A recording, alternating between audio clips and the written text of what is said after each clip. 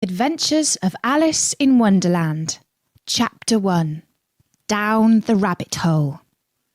Hello everybody, this is Natasha, and His Royal Highness Prince Bertie the Frog has commanded me to read you the first chapter of Alice in Wonderland. It's rather a long story, so I'm going to read it one chapter at a time.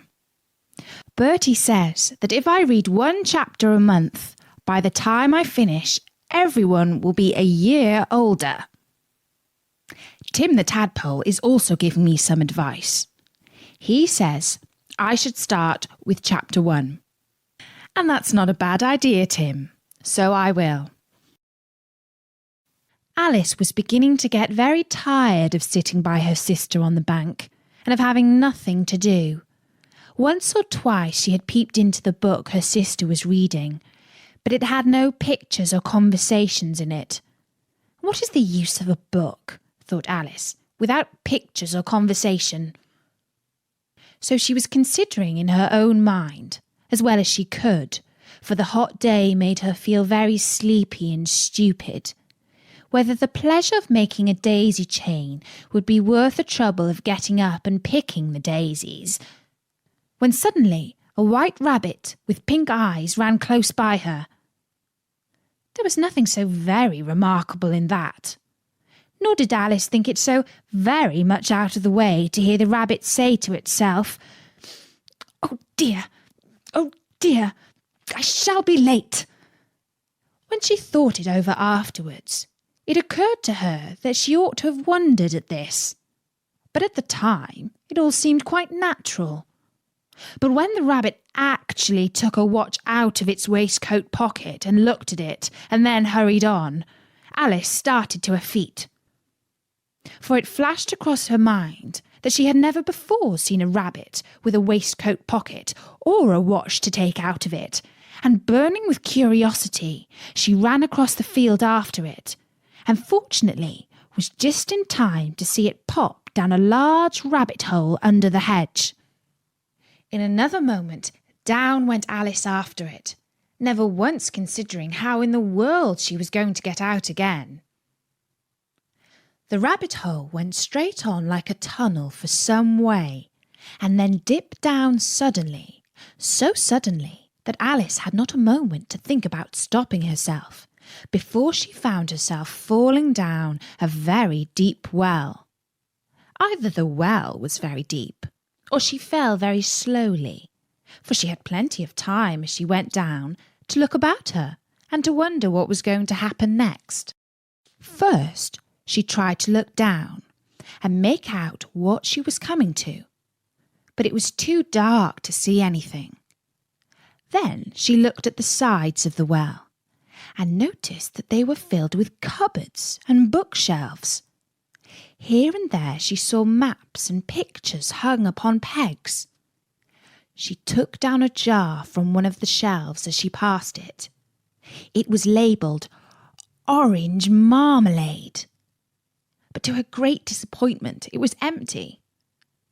She did not like to drop the jar for fear of killing somebody, so managed to put it into one of the cupboards as she fell past it. Well, thought Alice to herself, after such a fall as this, I shall think nothing of tumbling downstairs. How brave they'll all think me at home. Why, I wouldn't say anything about it, even if I fell off the top of the house, which was very likely true. Down, down, down. There was nothing else to do. So Alice soon began talking again. Dinah'll miss me very much tonight, I should think. Dinah was the cat. I hope they'll remember her saucer of milk at tea time. Dinah, my dear, I wish you were down here with me. There are no mice in the air, I'm afraid. But you might catch a bat, and that's very like a mouse, you know. But do cats eat bats, I wonder? And here Alice began to get rather sleepy, and went on saying to herself in a dreamy sort of way, do cats eat bats? Do cats eat bats? And sometimes Do bats eat cats? For you see, as she couldn't answer either question, it didn't matter which way she put it. She felt that she was dozing off, and had just begun to dream that she was walking hand in hand with Dinah and saying to her very earnestly, "Now, Dinah, tell me the truth. Did you ever eat a bat?" When suddenly, thump, thump, down she came upon a heap of sticks and dry leaves, and the fall was over. Alice was not a bit hurt, and she jumped up onto her feet in a moment. She looked up, but it was all dark overhead. Before her was another long passage, and the White Rabbit was still in sight, hurrying down it. There was not a moment to be lost. Away went Alice like the wind, and was just in time to hear it say as it turned a corner, "Oh, my ears and whiskers! How late it's getting!" She was close behind it when she turned the corner, but the rabbit was no longer to be seen. She found herself in a long, low hall, which was lit up by a row of lamps hanging from the roof. There were doors all around the hall, but they were all locked, and when Alice had been all the way down one side and up the other, trying every door, she walked sadly down the middle, wondering how she was ever to get out again. Suddenly she came upon a little three-legged table, all made of solid glass. There was nothing on it except a tiny golden key, and Alice's first thought was that it might belong to one of the doors of the hall. But alas, either the locks were too large or the key was too small. But at any rate, it would not open any of them. However, on the second time round, she came upon a low curtain she had not noticed before, and behind it was a little door about 15 inches high. She tried the little golden key in the lock, and to her great delight, it fitted. Alice opened the door and found that it led into a small passage, not much larger than a rat hole. She knelt down and looked along the passage into the loveliest garden you ever saw. How she longed to get out of that dark hall and wander about amongst those beds of bright flowers and those cool fountains. But she could not even get her head through the doorway. And even if my head would go through, thought poor Alice, it would be of very little use without my shoulders. Oh, how I wish I could shut up like a telescope. I think I could, if I only knew how to begin. For you see, so many out-of-the-way things had happened lately that Alice had begun to think that very few things indeed were really impossible. There seemed to be no use in waiting by the little door, so she went back to the table, half hoping she might find another key on it, or at any rate a book of rules for shutting people up like telescopes. This time she found a little bottle on it, which certainly was not here before, said Alice. And round the neck of the bottle was a paper label with the words "Drink Me" beautifully printed on it in large letters. It was all very well to say "Drink me," but the wise little Alice was not going to do that in a hurry. "No, I'll look first," she said, "and see whether it's marked poison or not."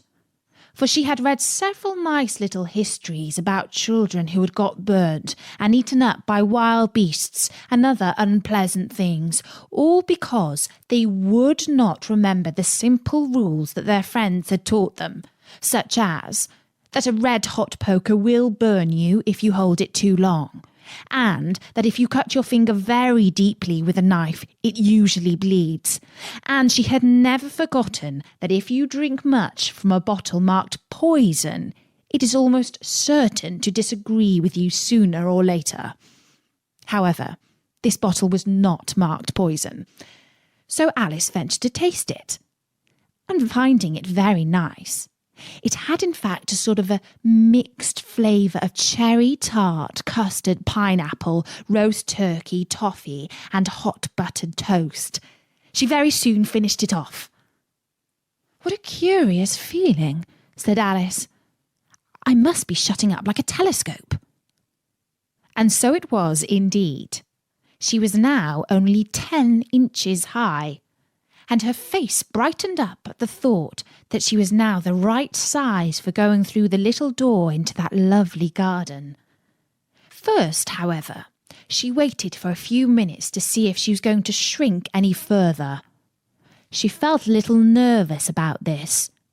"For it might end, you know," said Alice to herself, "in my going out altogether, like a candle. I wonder what I should be like then." And she tried to fancy what the flame of a candle is like after the candle is blown out, for she could not remember ever having seen such a thing. After a while, finding that nothing more happened, she decided on going into the garden at once. But alas for poor Alice! When she got to the door, she found she had forgotten the little golden key, and when she went back to the table for it, she found she could not possibly reach it. She could see it quite plainly through the glass, and she tried her best to climb up one of the legs of the table, but it was too slippery, and when she had tired herself out with trying, the poor little thing sat down and cried. "Come, there's no use in crying like that," said Alice to herself, rather sharply. "I advise you to leave off this minute." She generally gave herself very good advice, though she very seldom followed it. And sometimes she scolded herself so severely as to bring tears into her eyes. And once she remembered trying to box her own ears for having cheated herself in a game of croquet she was playing against herself. For this curious child was very fond of pretending to be two people. "But it's no use now," thought poor Alice, "to pretend to be two people. Why, there's hardly enough of me left to make one respectable person." Soon her eye fell on a little glass box that was lying under the table. She opened it and found in it a very small cake, on which the words "Eat me" were beautifully marked in currants. "Well, I'll eat it," said Alice, "and if it makes me grow larger, I can reach the key, and if it makes me grow smaller, I can creep under the door. So either way I'll get into the garden, and I don't care which happens." She ate a little bit, and said anxiously to herself, "Which way? Which way?" holding her hand on the top of her head to feel which way it was growing. And she was quite surprised to find that she remained the same size. To be sure, this generally happens when one eats a cake. But Alice had got so much into the way of expecting nothing but out-of-the-way things to happen that it seemed quite dull and stupid for life to go on in the common way. So she set to work, and very soon finished off the cake. And that was the first chapter of Alice in Wonderland. I'll be back with another story soon, and I'll be reading one chapter a month from Alice. Until next time, you can find lots more stories at www.storynori.com.